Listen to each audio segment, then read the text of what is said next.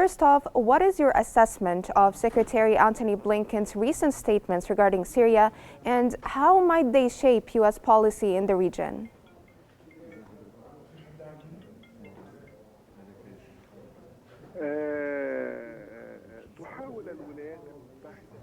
Is trying to carry out a role in Syria in the post-Bashar al-Assad phase on different fronts.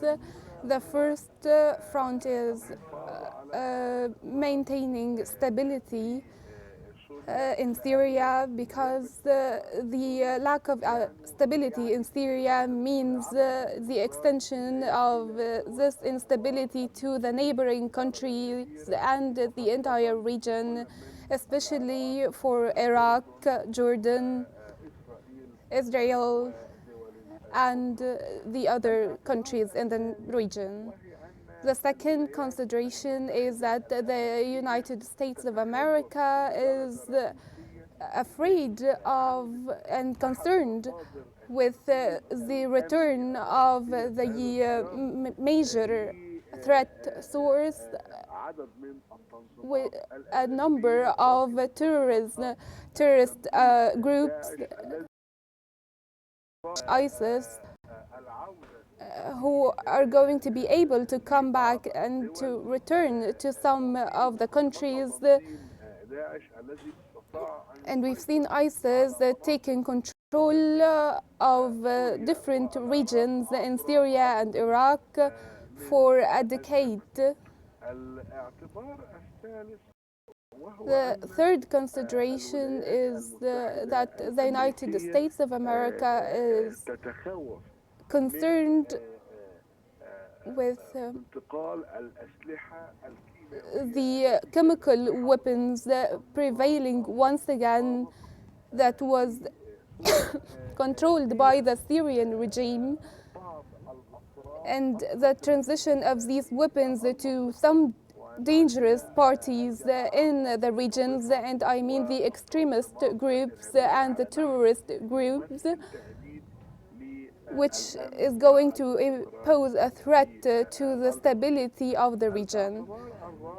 The fourth consideration is that the United States of America is also concerned with the extension of this instability to Israel, as Israel is now able to take control over some regions in Syria, and also such as the Al-Qnaitara and the Golan and the Sheikh Mountain.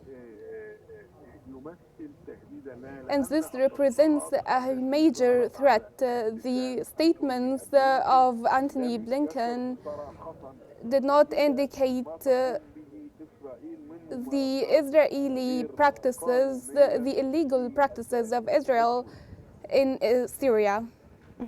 Now, sir, regarding humanitarian aid, how effective have United Nations humanitarian aid efforts been in addressing Syria's urgent needs, and what challenges remain?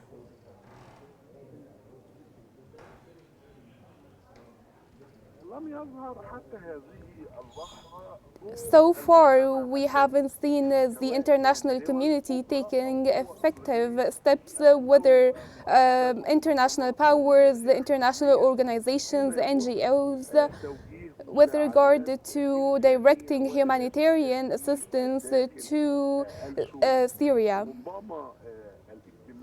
And maybe the meeting held in Amman today is an attempt to shed some light on this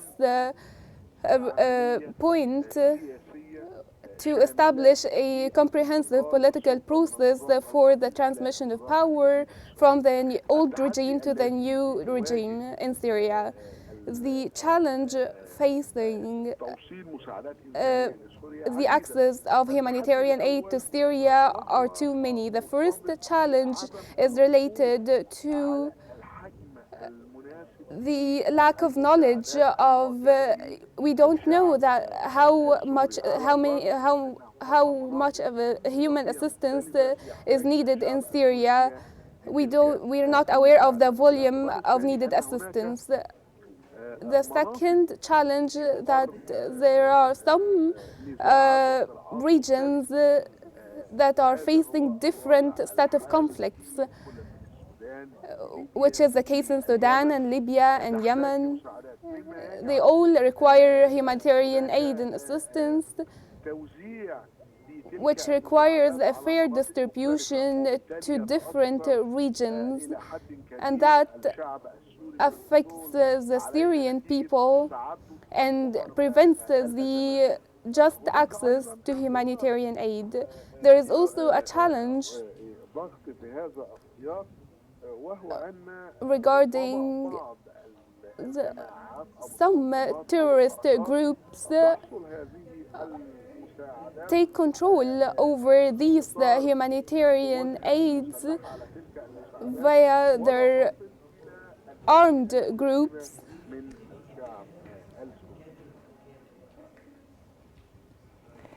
Now, sir, delving into Syria's political developments, what are the main challenges facing those who now hold power in Syria, and how can they navigate the post-Assad era?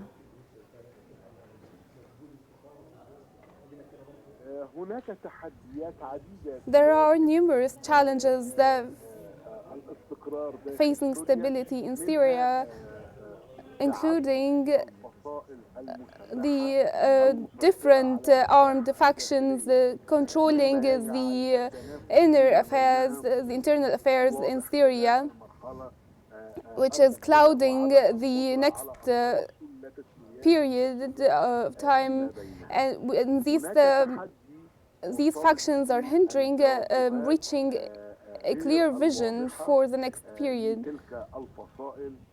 And we don't know the agendas of these different factions, which is affecting the stability of Syria.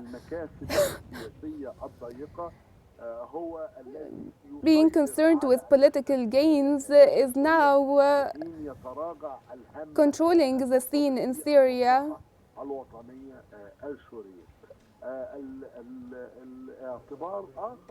Another consideration regarding the differences taking place between different factions and the regional powers supporting each faction, especially Turkey, is a huge challenge during the upcoming period. There is also a challenge with regard to the different agendas in Syria.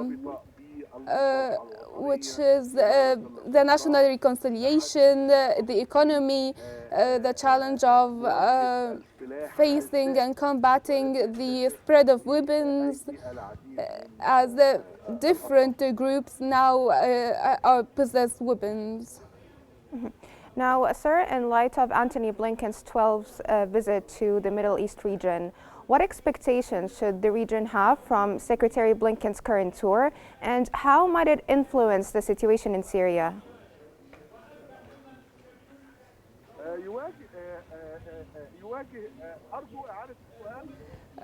Please repeat the question. Yes, in light of Antony Blinken's 12th tour to the Middle East regions, what should we expect this time from this visit? What would make it different, and how would it impact the situation in Syria?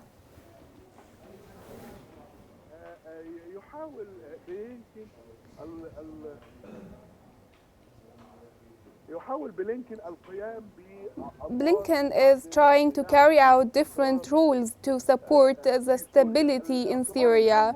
The first point is an attempt to achieve stability in the country by defining the role of the United States of America and some of the regional power concerned with the stability of Syria, including Turkey and Arab states, Arab neighboring states like Iraq and Jordan. The U.S. attention also extends to proving the seriousness of the United States of America to combat terrorism, transborder terrorism, which is a threat to the entire region, including the return of ISIS again. There is also Now, sir, looking at the wider picture, what strategies can the international community adopt to ensure effective humanitarian and political support for Syria?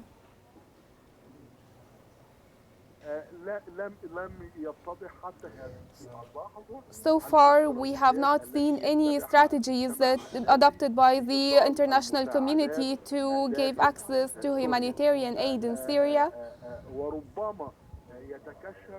And we probably will see some of these strategies during the upcoming period, because till this moment the Syrian people have not faced a severe crisis such as the crisis faced by peoples in different other regions that we see in Libya, in Yemen, in Iraq and Sudan.